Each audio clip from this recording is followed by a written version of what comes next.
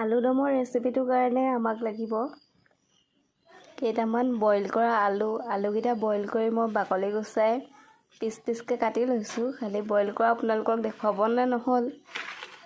ইয়াত লৈছোঁ এটা মিহিকৈ কাটি লোৱা পিঁয়াজ, দুটা শুকান জলকীয়া, আদা, নহৰু, দুটা বিলাহী কাটি লৈছোঁ। তাৰপিছতে এইফালে লৈছোঁ দুখিলা তেজপাত। এতিয়া মই আদা নহৰুখিনি পিচিম।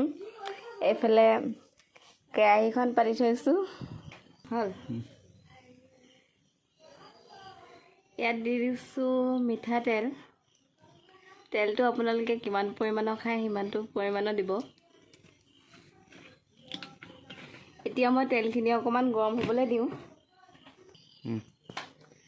তেলত দি দিছোঁ মই দুটা শুকান জলকীয়া, দুখিলা তেজপাত,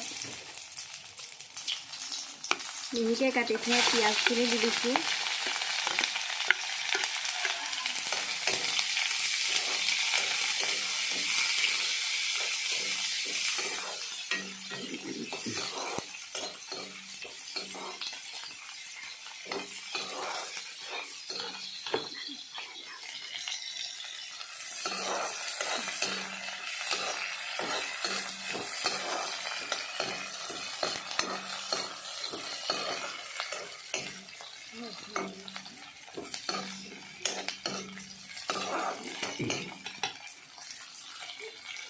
এতিয়া ইয়াত দি দিছোঁ মই আদা নহৰু পেষ্টখিনি।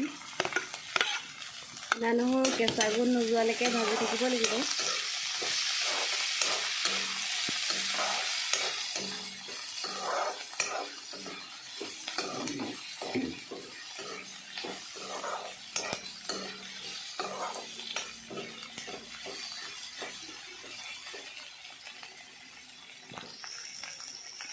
এতিয়া পিঁয়াজ, আদা নহৰু ভজা হৈ গৈছে। এতিয়া মই ইয়াত দি দিছোঁ কাটি থোৱা বিলাহী দুটা।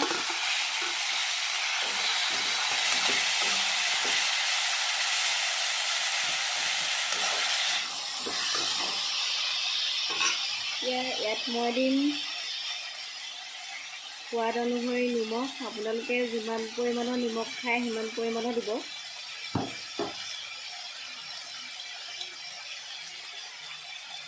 আধা চামুচ হালধি গুড়ি,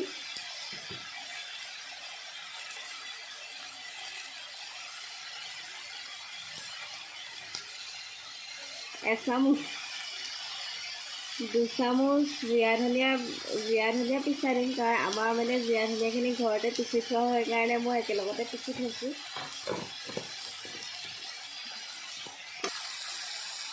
এতিয়া এইখিনি মই ধুনীয়াকৈ মিলাই দিম।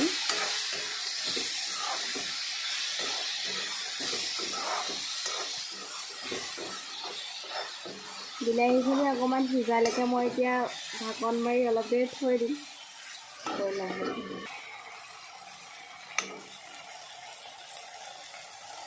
এতিয়া বিলাহীৰ পৰা তেলটো ওলাই আহিছে, মানে বিলাহীখিনি ভজা হৈ গৈছে। এতিয়া মই ইয়াত বইল কৰি থোৱা আলুখিনি ইয়াত দি দিম।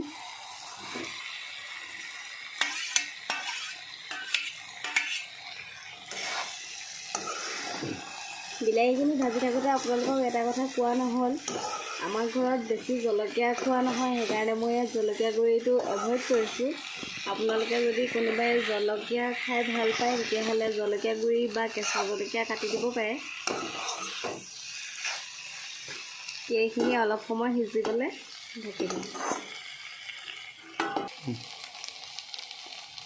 এতিয়া এইখিনি ভজা হৈ গৈছে।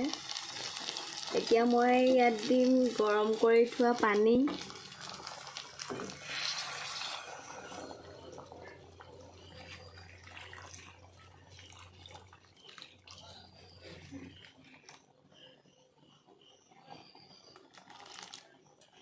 হ'বনে?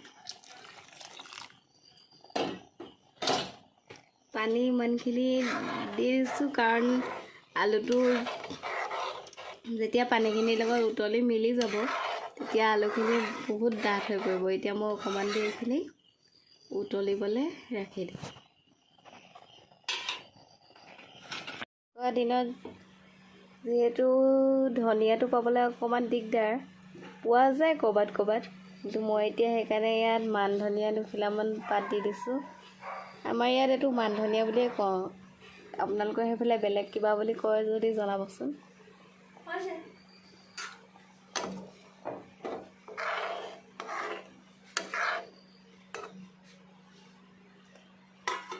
এতিয়া অকণমান দেৰি ঢাকনখন মাৰি দিছোঁ। এতিয়া মই ইয়াত দি দিছোঁ অলপ গৰম মছলা।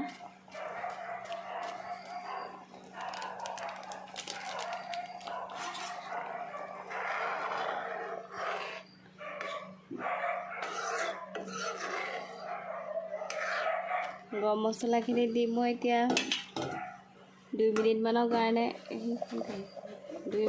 কাৰণে এইখিনি ঢাকি দিছোঁ। এতিয়া 2 মিনিট হৈ গ'ল, এইখিনি সম্পূৰ্ণ হৈয়ে গৈছে।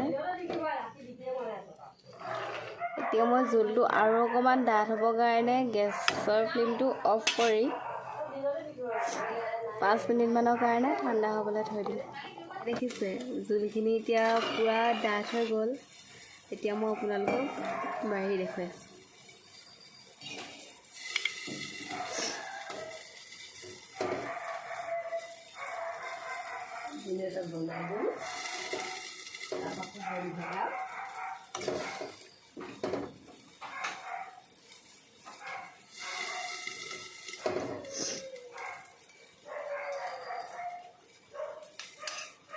এনেকৈ আলুদমৰ ৰেচিপি বনাই কিনে আপোনালোকে খাই চাবচোন।